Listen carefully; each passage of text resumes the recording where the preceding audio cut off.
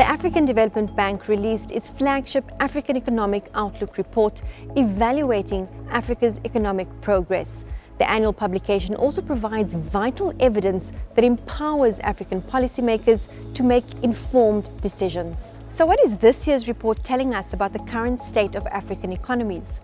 We spoke to the bank's chief economist and VP to find out. I am Professor Kevin Chika Urama, the Chief Economist and Vice President for Economic Governance and Knowledge Management at the African Development Bank Group. This year's Outlook report is on driving Africa's transformation and the reform of the global financial architecture.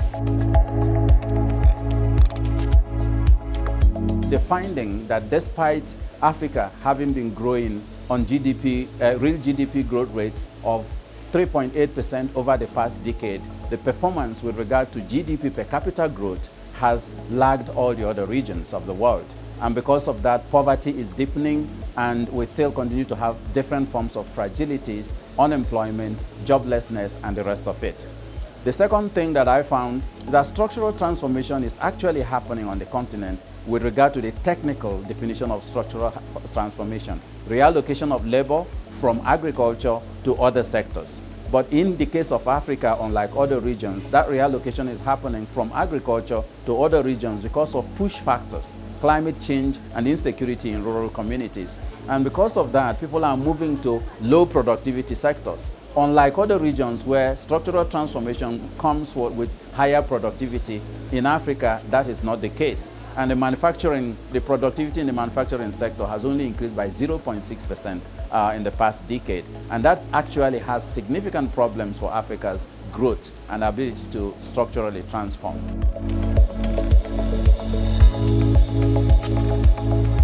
So if there is one thing I would request that African countries should do, is to refocus efforts on structural reforms to get better macroeconomic policy stability.